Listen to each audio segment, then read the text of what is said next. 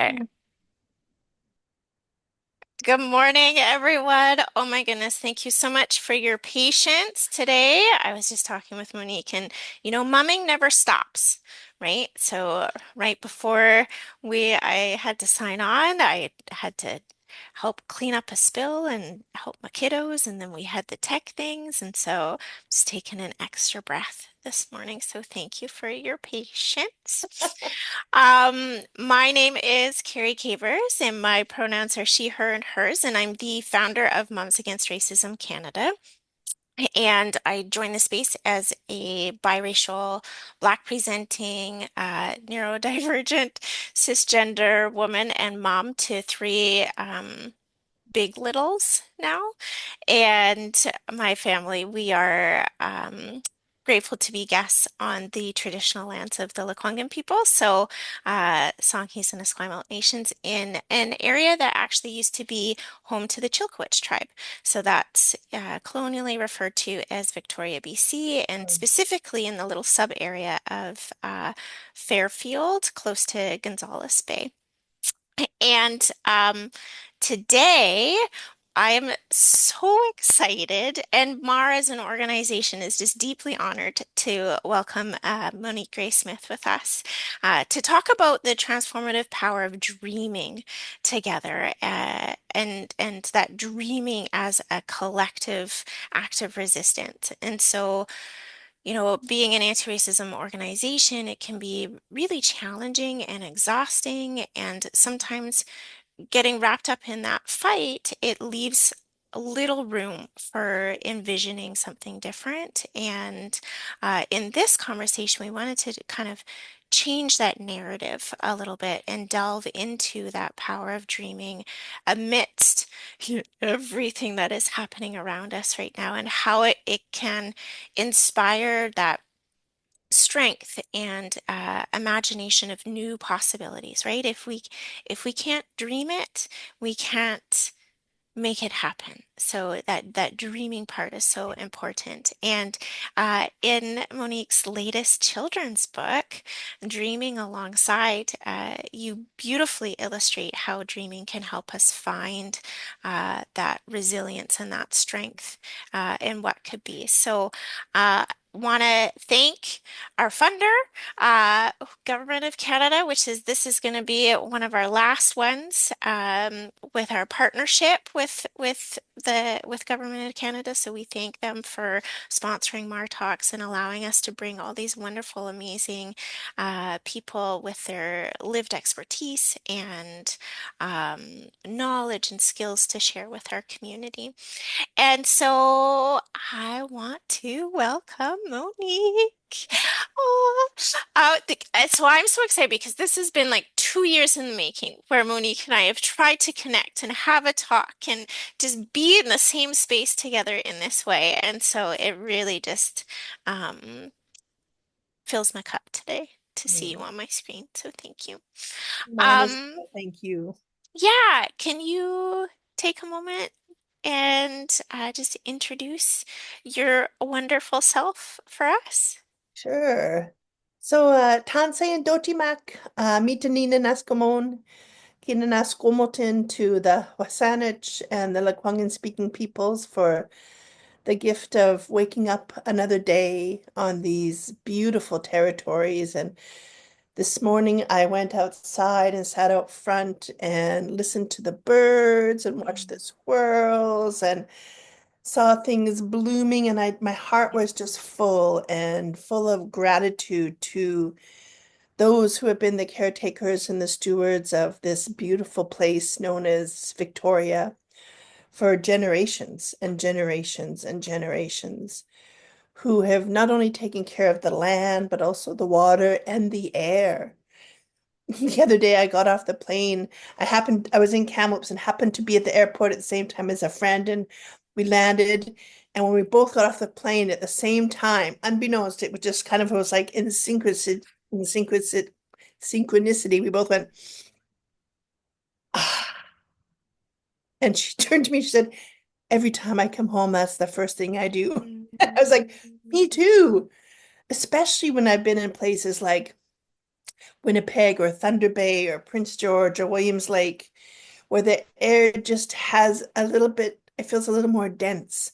And then you come here and it's just, I mean, this place I think is magnificent. Mhm. And so I'm grateful to be a guest on these territories and to have raised my family here. And all of the books that I've written have been on these lands. I am the granddaughter of Noel Nanape, and who was raised by Frank Cardinal and Mary Fayant. On my mom's side, my grandmother was Isabel Gray. My grandfather was from Papikassis First Nation in the Qu'Appelle Valley of Saskatchewan. And on my dad's side, I'm the granddaughter of Raymond Smith and Beatrice Johnstone. And I have twins who are 21 and really was a blink of an eye. Like Mm. we were driving home. They always loved to go to Moxie's for their birthday dinner. Remember what, like when they were little, they would bring the little ice cream and they'd pour that. Yes. So I think that was kind of the catch for them. So this year, even still at 21, there we go to Moxie's for dinner. And they drove home in the car by themselves with my daughter's boyfriend. And my wife Rhonda and I were driving home, and she said to me, "They always said it would go by really fast, like a blink of an eye, but it really did." And there's just this like kind of softness and tenderness. It's like, yeah, it really does. And I also know that there are some very long days in those periods, right? Hmm. You know, where sleep deprivation, it's used as a form of torture for a reason, Yes. right? And when they're little, that sleep deprivation can be very difficult to navigate the world. When we need to be outside of the home and navigating the world and we're sleep deprived, it's not easy. And I also used to find too, when I was sleep deprived, my ability to be gentle at times Hmm. was compromised sometimes. Hmm. Right? And then I had to be gentle with myself Hmm. afterwards. So I don't know why I shared that. Somebody must have needed to hear that today. Hmm. Yeah. Well, and even like in thinking about that, I remember having my first and feeling that like this is torture. I want to love this little being, but like this feels like torture. And we talk a lot about parenting and unpacking those systems of oppression and the lack of adequate support that parents have. That is like a grind down, and plus all of the other systems. And like you say, it's very hard to show up and be gentle and to connect and to dream, right? When we're being squished like that. Yeah. I don't think as parents, like if we look back historically, um, in almost I think every single culture, as parents, we there wasn't as many demands upon us. And we weren't the only ones raising the child. There was a collective, a family, or circles around. Even if sometimes those people could only show up once every 5 or 6 months, it was still they were showing up, Hmm. right? Hmm. And now I know for us, when our twins were born, we had no family here in Victoria. Hmm. And it was a lot. So I think that that's part of um one, the need to create our own families if our biological families aren't here, our families of choice. And even sometimes if our biological families aren't here, there might be a, a, Thanks. a thing, thank you, or things. And we might need to circle ourselves with people who are more in alignment Hmm. and who want to help raise our little beings up in a good way, including, childcare and schools. I say that because, those are the places where our children spend hours. Hmm. And they really are helping to raise up our children. So the mindfulness, and I think sometimes the privilege to be able to choose a place that is in alignment with us. Hmm. Sometimes that isn't always easy because of the systems. Yes. Yeah. And the lack of spaces in daycares and centers. Hmm. hmm Yeah. Amazing. Amazing. And I just felt too like how you were sharing that and your experience and very similar, like being here on the island. I mean, actually anywhere we would have been, we wouldn't have a lot of like familial support. Um, and I feel like that call into community and connection is like a beautiful thread through pretty much all your stories. Mm, Like it's woven in there and almost like, okay, if you don't have someone, I will be your someone through this mm, book. mm. Um, so it's beautiful. I think I feel like I can see that in your stories. Oh, thank you. Um, And you've written so many beautiful ones. And your this new book, Dreaming Alongside, I don't have a copy. I apologize, but I'm That's sure okay you because do. it isn't released until Tuesday. So Yeah, okay. yeah. I was Oh, like, there's a few stores that have it for sale already, but yeah. yeah. And I know it's going to look transposed for folks, but that's illustrated by Nicole Neidhart, and her work is like, so we did, this was her first book with me. Her hmm first book ever was When We Are Kind. And this is when you talk about community.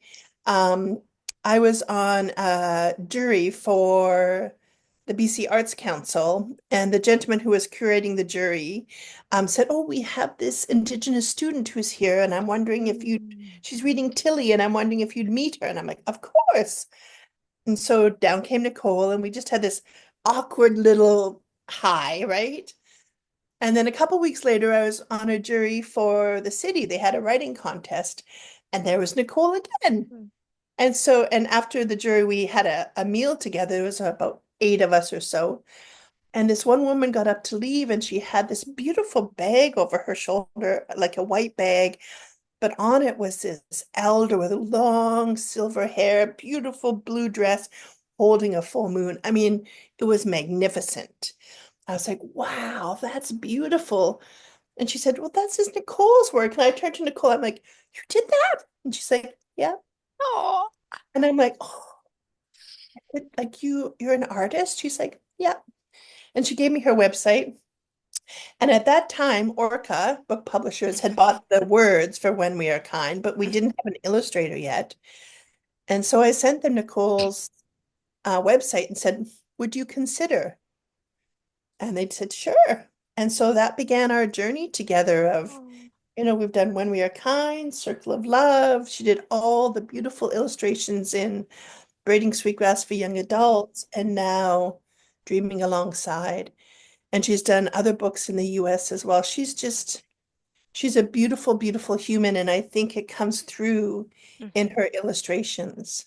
hmm Right? And I think for children, when they see books that have beauty on the page, hmm it like elicits an emotional response in them. hmm And so I always am like loving seeing what the illustrators create. Well, and I like like the psychology nerd in me, like our communication, words is speaks to like our conscious brain, right? Which is great. But those pictures and those images are going to speak to our unconscious and our subconscious brain and sending the love and the messaging that way. Hopefully love and messaging. I mean, Yeah. definitely we Yep. need to be mindful, right?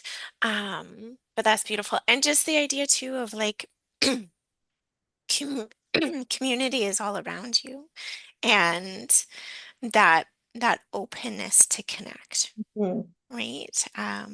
It's something like I feel little sad about in what I'm noticing around a lot of the members in MAR. Everybody is feeling, so overwhelmed and so Mm. worn down. And there's this story running of I don't have time to connect, or or that fear creeping in too of like, well, if I do reach out to connect, will I be accepted or rejected? Mm. Um, so it's beautiful when we have those moments of connection and the universe brings those people into our life. So And true. we receive them too, right? Yeah. It makes me think, so all of you who have joined us and who might be watching this at other point, whenever you read a book to children, please always say who the illustrator is Mm, and help them to understand that that's the people. The author is the person who writes the words, and the illustrator is the person who draws the pictures. mhm, Because you might be reading to a future illustrator. And if you don't uphold the dignity of the collaboration between the author and the illustrator, you may, unbeknownst to yourself, kind of be dismissing a potential gift that that child has. And I can remember I was with My Heart Fills with Happiness, this one, my first children's book. I was in Prince Edward Island and I was in a class and we had read the book and we were doing, I always do a circle of with the children about like what fills your heart with happiness. mhm, And what's always so amazing to me, and this is really about our relations, is that I think there's only been two times in well over 100 classes when a child has said a thing, mm, always a relationship. mhm, And if it is a thing, like a bicycle, it's when I go riding my bike with, mhm, right?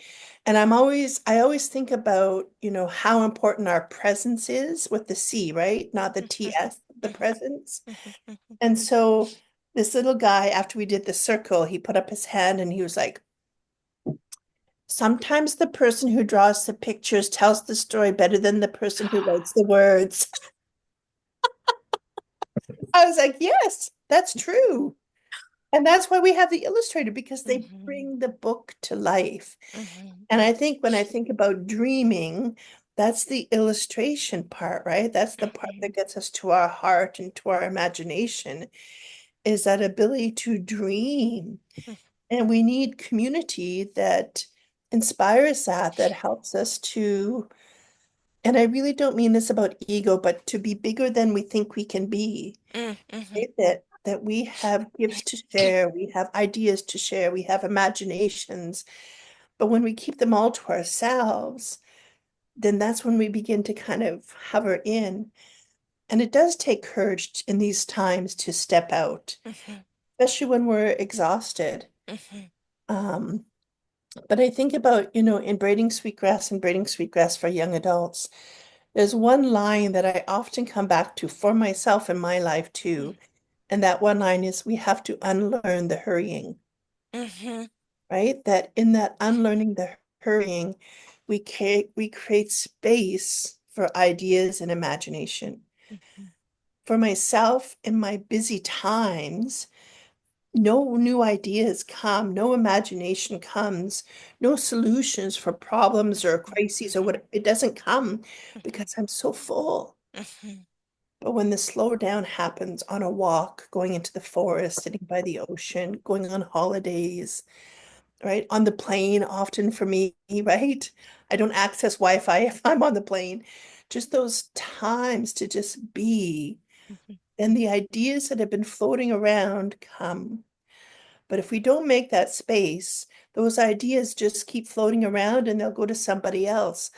But what feels like what's happening in these times, Carrie, is that there's so much busyness, that there's so many ideas to create change out there. But because it's so busy, we're missing all mhm, those ideas as a society, mhm, as a community. mhm, mhm. And the kicker, I feel, is that that's by design, right? It's very much by design. Yeah. The busier we are, the less we have space for imaginations and ideas to create change. Mhm, It's very much by design, for sure. Yeah.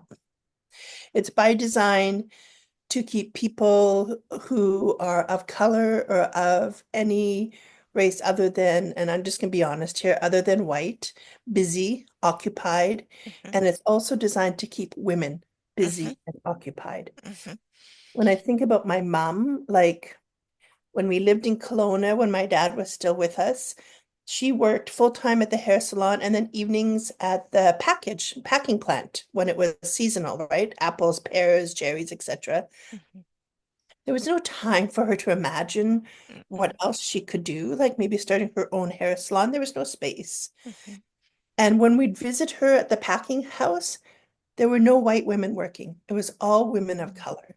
mhm, And then when we moved to Kamloops and my dad had left, my mom worked at Wendy's Hamburgers from 6:30 in the morning till 2:30 in the afternoon. And then she came home and she worked in the kitchen at the hospital from 3:30 till 7:30.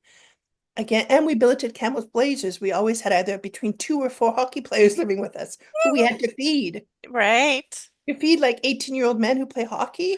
Like Ah, she would make this, you know what you cook a turkey in those big things? mhm, mhm. She would make baked spaghetti in that. Oh my gosh. But I think about like there was no space in her time. Mhm, And again, when we would visit her at the kitchen, there was a few women who were not of color working, but mostly it was women of color who were mhm, working.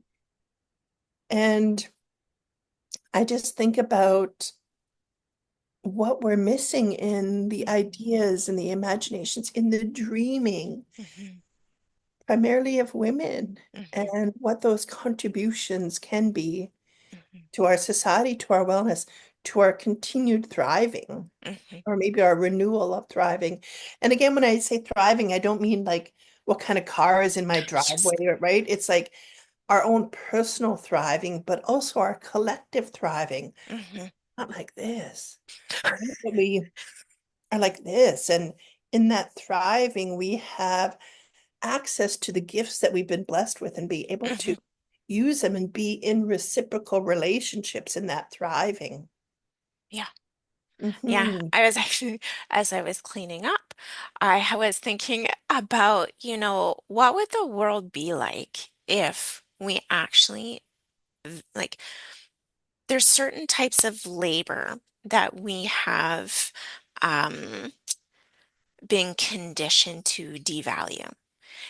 And again, like I was like, it's by design, right? Because what would the world be like if we valued uh, women's labor and mom labor and childcare labor, and which is usually done by a predominant demographic of women doing that work, or even just in the, equity, diversity, inclusion space, or with, reconciliation efforts. Like there is a mindset of like, well, you should do that for free, right? And I was like, well, of course, because then we're kept devalued and we're kept hurrying and we're kept like in this place of grasping.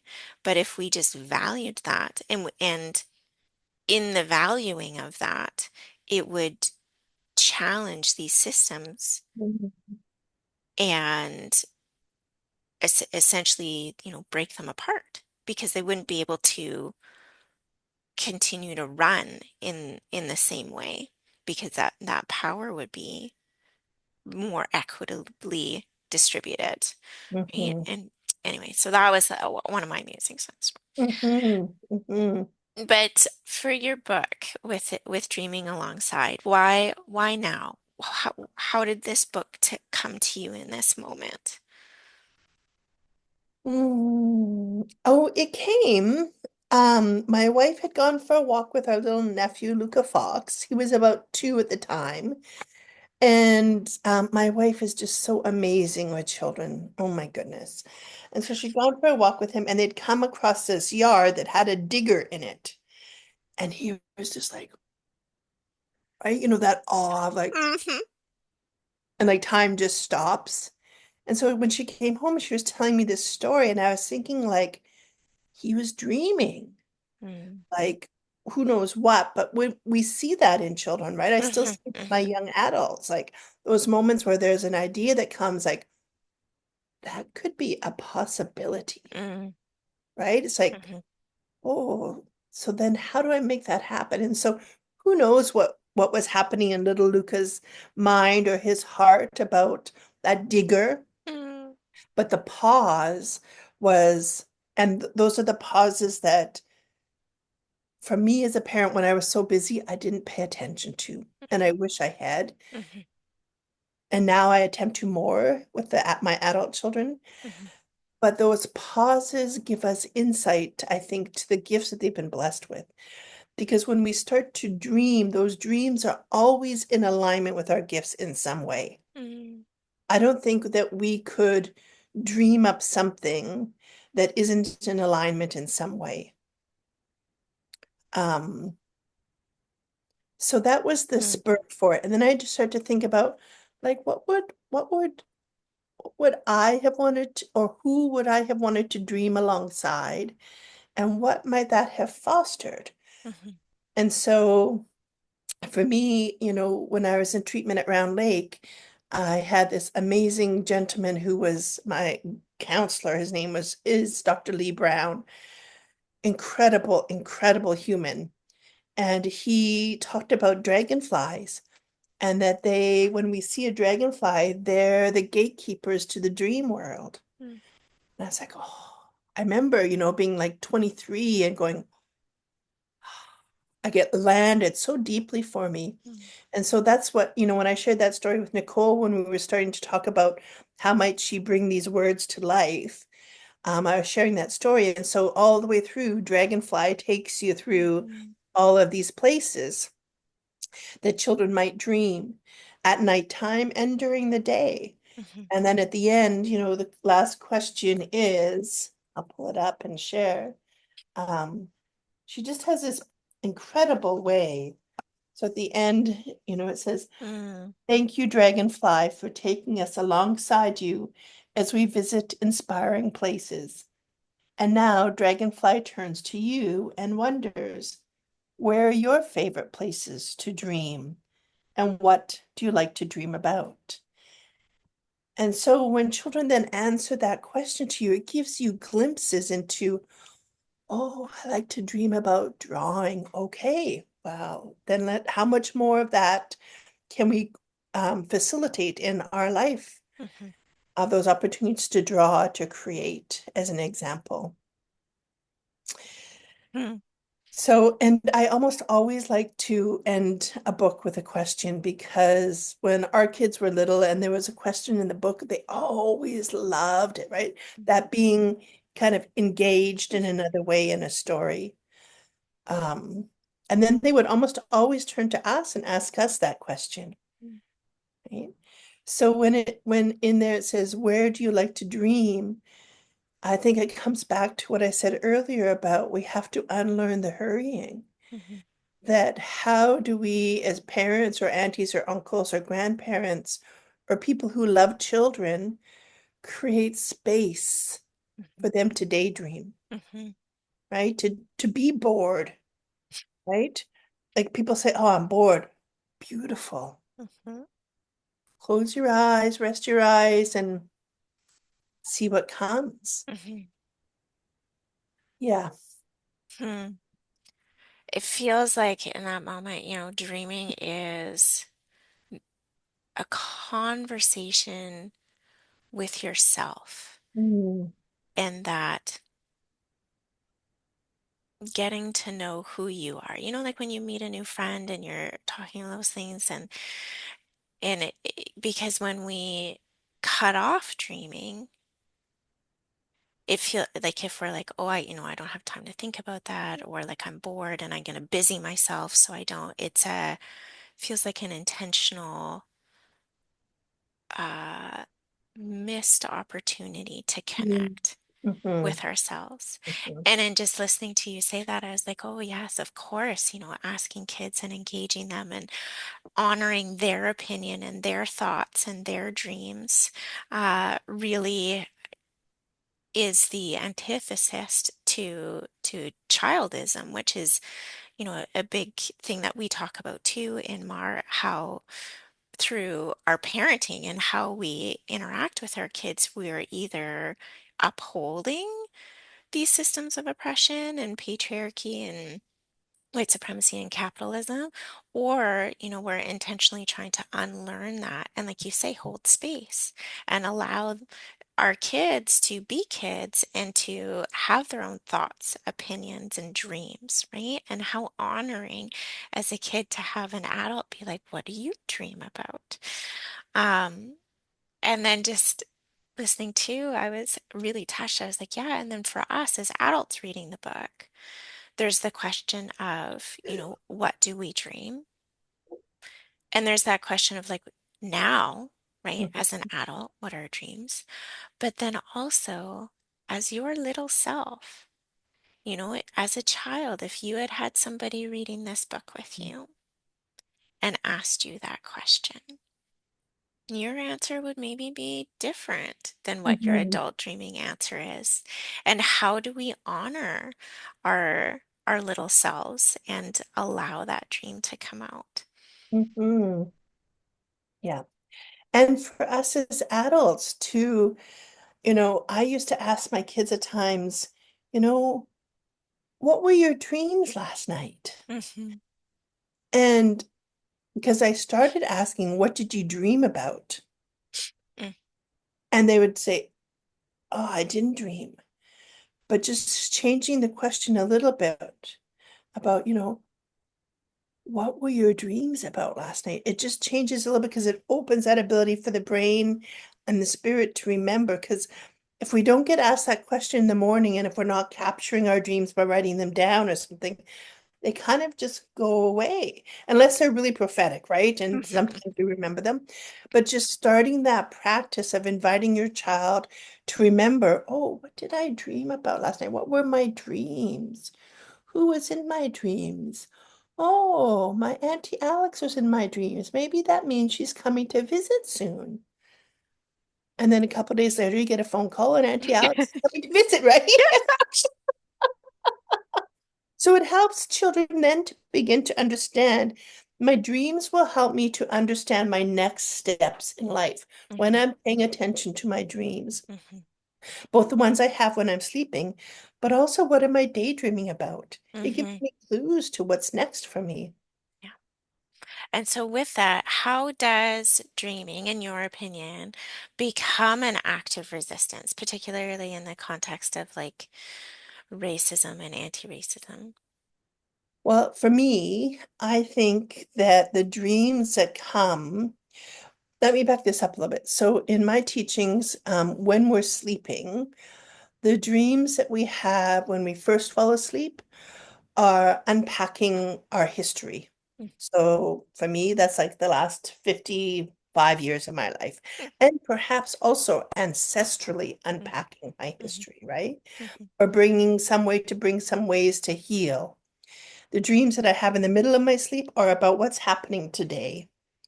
And then the dreams just before I wake up are about the future. And that's even if I just have a 15-minute nap, right? It's the same. And so for me, I think about dreams when I'm sleeping and the dreams in that space in between.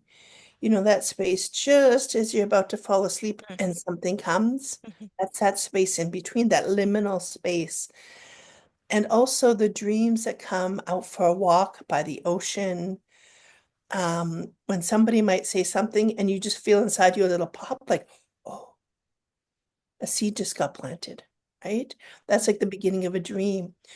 For me, I believe those are our ancestors at work, Hmm. right? They're helping us to heal the intergenerational traumas, to heal those wounds, to have strength for today, right? For whatever might be coming. And a reminder, like I think about my mom, and she was removed at birth and she grew up in a German family and the only child of color in the small Hmm. community in Saskatchewan. Hmm. And she grew up in a very Hmm. very emotionless family.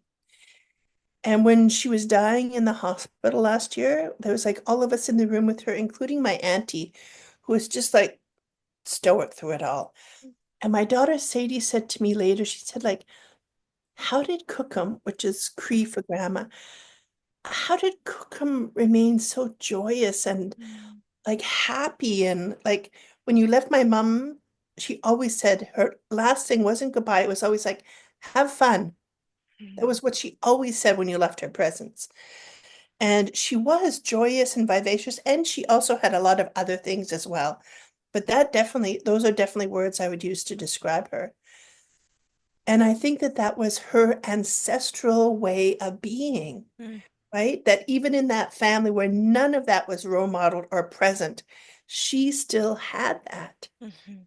And so it was part of what kept her alive when so many hard things came as a woman who walked through the world very visibly Cree, right? And racism and judgments and all kinds of things. She still had this.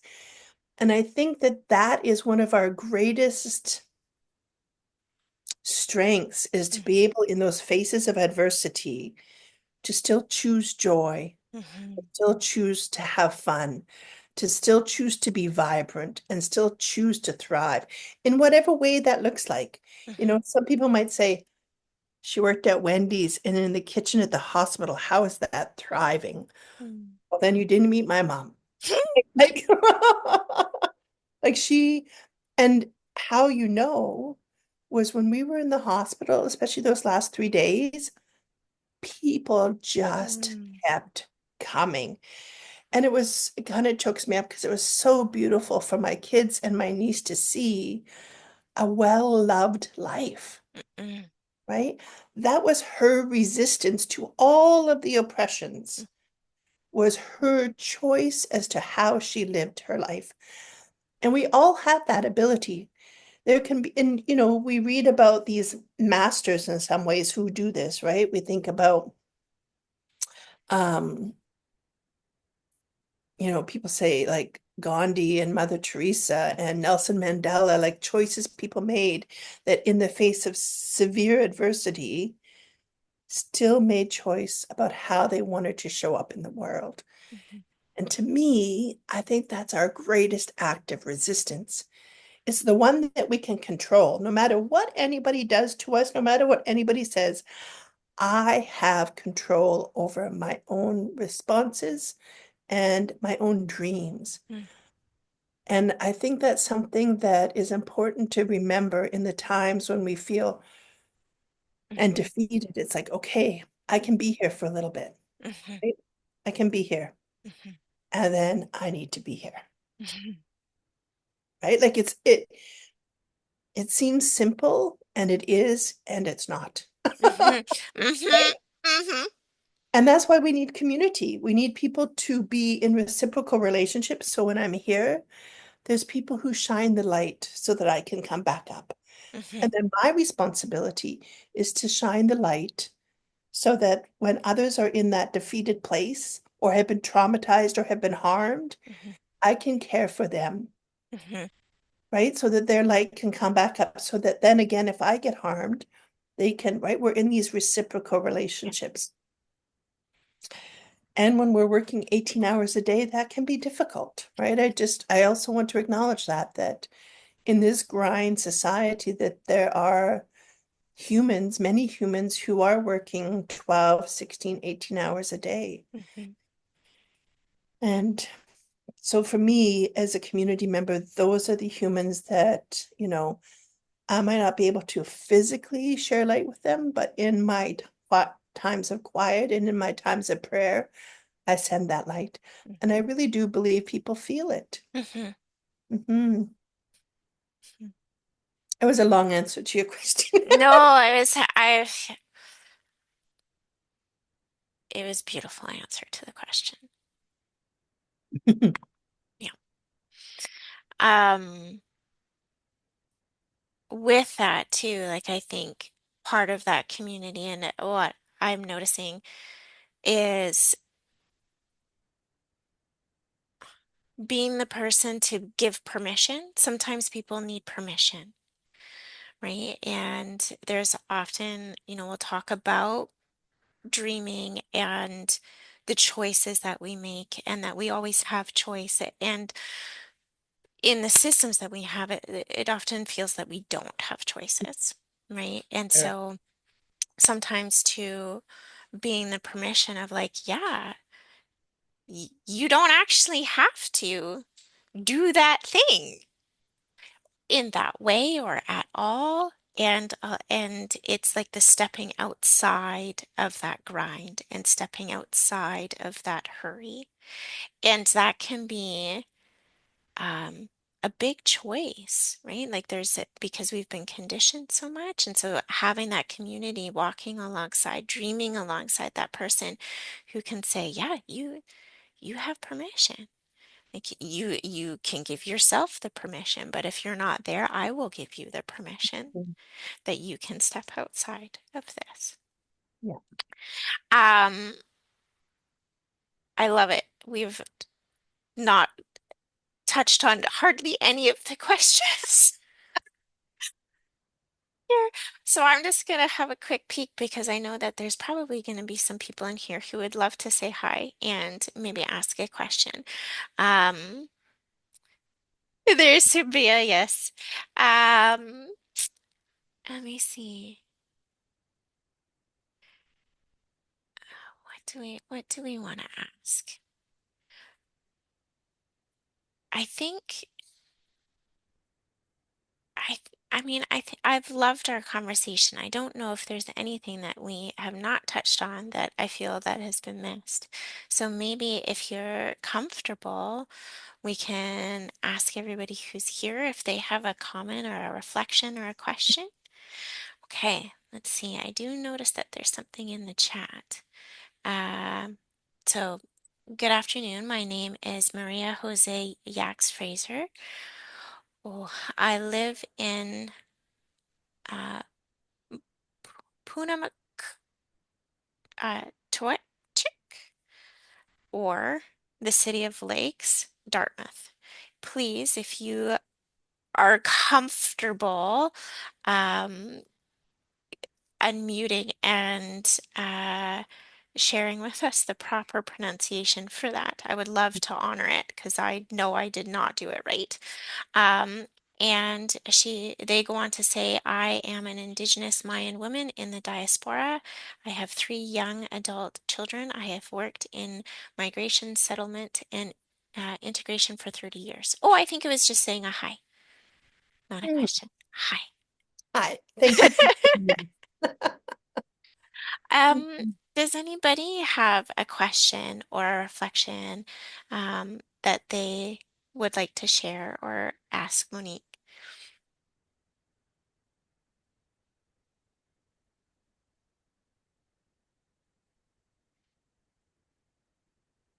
While people are thinking, I'm going to come back to when I was talking about how, for me, I think that some of my dreams come as gifts from my ancestors. Sometimes when I'm like, you know how sometimes in life you're really stuck with something, like, Hmm. Hmm. that's when I go to bed and I'm like, please help me, Mm, right? Like I'm surrendering to you. Help me know either what you want me to learn from this.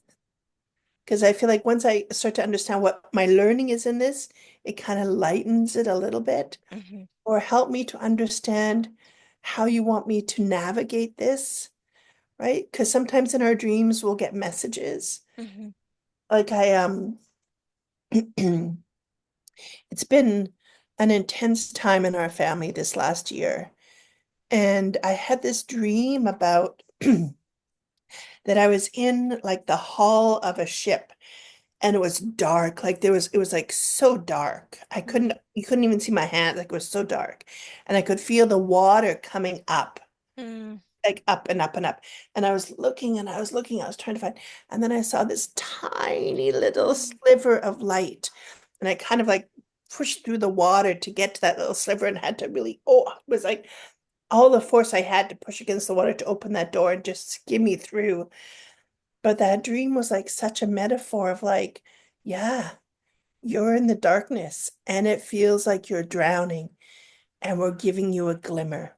There mm, is always a glimmer. You just have to keep looking. mhm, And that was like that message for me. And I woke up like, not that I felt like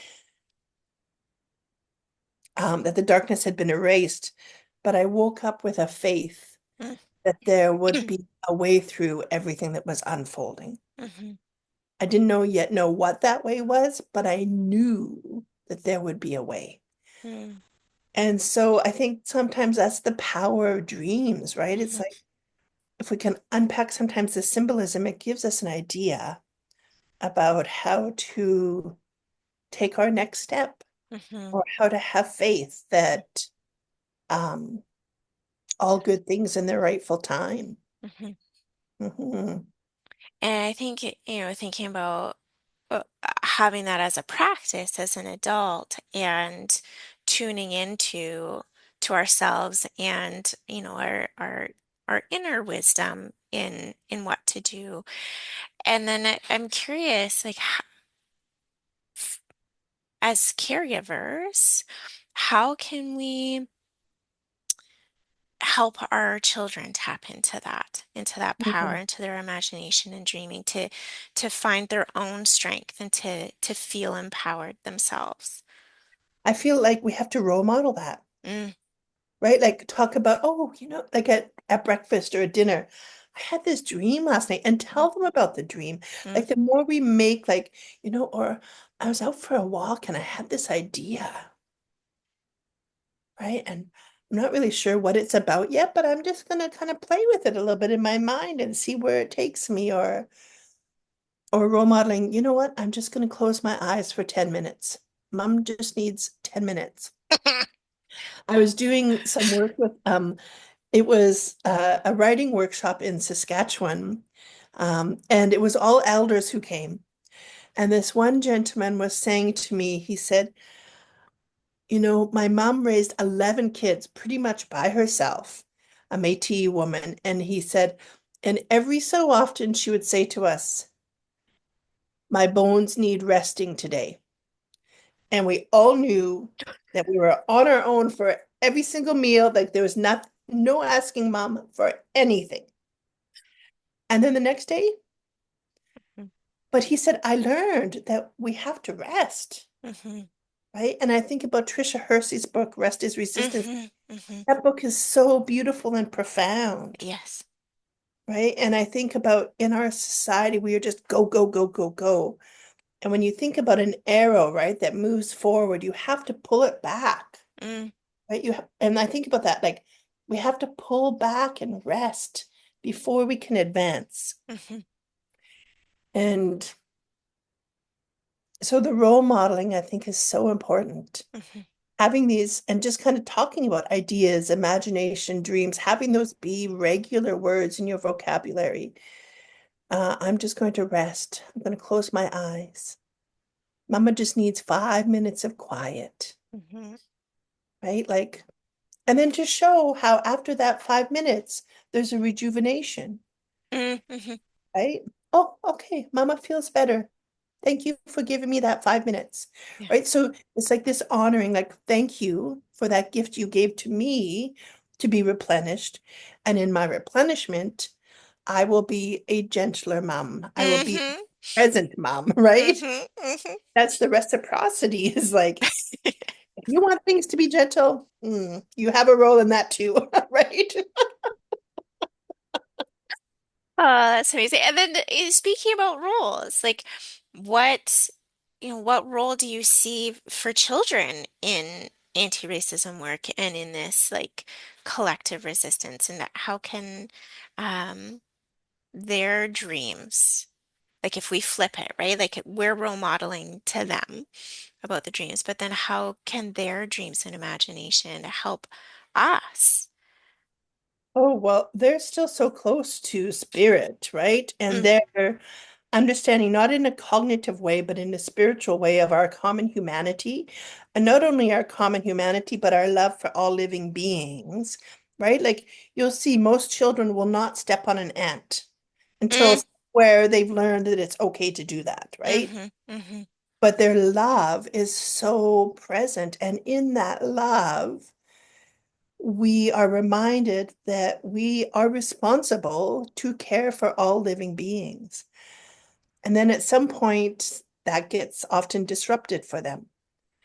So I think for us as adults, it's mirroring that back as much as possible for them. mm-hmm, Oh, thank you for reminding me not to step on the ants, that maybe mm-hmm, they're carrying food home for everybody. mm-hmm, Thank you for like so that gratitude to them, thanking them for their reminder to you as an mm-hmm, adult mm-hmm, that I don't think we have to be, as demonstrative as those words of anti-racism work, all those Hmm. people. Hmm. It's in how we are in our mindfulness with them and our communications that I think keeps them attuned, and so that even when something comes that they go, "Mm," right? Hmm. They're they've had so much affirmation around gratitude and about love Mm. that when they hear something like that, they're like, that's not on. Yeah. And so I'm going to do something about that, or I'm going to Hmm. say something, or I saw all those people really hurt that person. So I'm going to go over there to that person, Hmm. which is not, especially I think for boys, and I'll just be kind of, I don't even know what the word is, but I'll just say that, Hmm. that in our society, that isn't always fostered Hmm. or appreciated in the systems. It is, I think, in families, but in the systems, it's like, oh, no, no, no, you shouldn't be doing them. Like, let the girls take care of that person that's been hurt or that. And I think that our boys come with love and care and an ability to nourish others, an ability to care for the land and the water and all living beings, an ability to dream, an ability to make space for everyone in the circle. And then the systems begin to Hmm. slowly dismantle that. Hmm. And so we have to role model it as much as possible, which is not easy because we might be one or two adults in their lives and they might have 50 others, Hmm. right? So that's also part of their journey. And they might go over here for a while. And then at some point, they'll find their authentic way back. Hmm. Yeah. Hmm. Amazing. Amazing.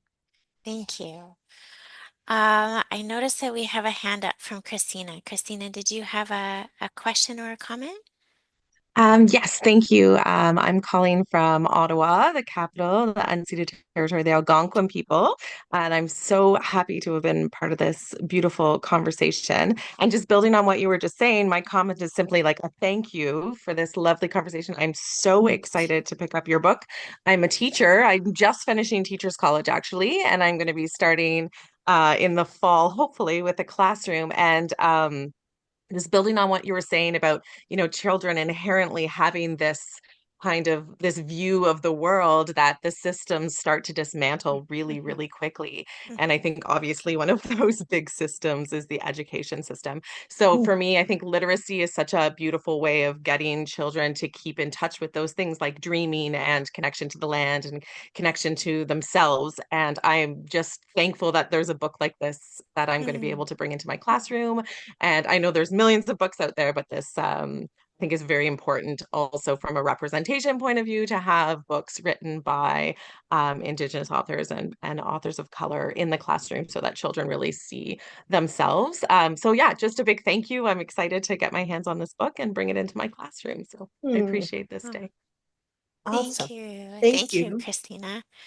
Yeah, and to that point too, I'll just share with everybody one of the programs that Mara runs. We have our diverse book baskets, and our education advocacy team goes and reads and looks for beautiful books like Monique's books. A couple of her books we have in our baskets, and we send 10 racially, culturally diverse books out to classrooms and families all across Canada, along with some like supportive learning resources to be able to support those conversations in the classrooms and in families, and as well as to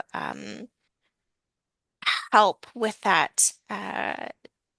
Representation so that every child can feel seen and to allow children with different lived experiences to be able to get a glimpse in as well. So Mhm. um, thank you for that, and lots of thank yous in the comments. Mm. um, and I will echo that. I've loved this morning chatting with you. It Me feels as well, like Terry. feels like a gift. And I think I'm going to be dreaming about our conversation for a while. Oh, Cynthia, you want to say something before we sign off? Yeah, I just wanted to say really quickly, Hawa. Awa. for all how for your hard work, for Mhm. holding good space, for sharing your teachings. Mm. Um, when we've been hosting Mar moments in the morning, and part of the motivation behind it has been, such heavy work that we're dealing with election, with stuff going on south of the border, with our neighbors, with everything and everything that we're living with right now. And I think you kind of talked about it a little bit. Where is there room to dream? We had this conversation the other day, Carrie and I. Where do people have room and space to even talk about anti-racism and do that work when they're just trying to survive, right? So I want to say, um, in a Western sense, there's bravery in dreaming, and in an Indigenous sense, we know how sacred it is to dream and to hold space for other people to dream, and to pray and to be in ceremony and alongside, and that healing, and to unplug, to be away from, this narrative that's going on, because we know our true connections to Creator, to our children, to Spirit, to our ancestors, to our community. And it helped me recenter this morning, because I've had, Carrie knows, lots of stuff going on in the background, a lot of heavy duty community work that's happening, and trauma that I'm navigating. So I'm very thankful for listening to the words you're sharing, because a lot of what you said is stuff that I've shared as well in our space, and that I hold space for. So it's beautiful to have somebody um, mirror that back and echo that back, and it helps me to stay centered and to know that I'm walking in a good way, that it's being mirrored back to me. Right? It's affirming for me that the practices that I'm upholding are true, because they're being mirrored back by somebody that I admire very, very much, and somebody that who's holding those teachings so strong, and holding that space for people to do the same work. So, I Mm. appreciate you very much. Mhm. Awa, yeah, thank you. Yeah. Mm. Hmm. Mm. Well, I hope that you will come back and Yes. have another conversation with us. I feel like I just wanted, I don't know, hang around you all the time. Well, you can come if you're in Victoria on April 30th, I think it is. Hmm. Yeah, Orca Book launch at Monroe's Books. Yes. So dreaming alongside, but also yeah, I think there's 5 books being launched. Hmm. So, and if you're looking to buy Dreaming Alongside, my request would be, if at all possible, please buy from an indie bookstore. Hmm. Yeah. Yeah. Amazing. Yeah. So Amazing. thank you, Carrie, Thank for, you, Monique. holding such beautiful space for today, and for all of you who have joined us, for your love, for your care, for your desire to see a world in which there is truly space in every circle for every human being. Yeah. Thank you. Thank you so much. Thank you. Have a beautiful day, everyone.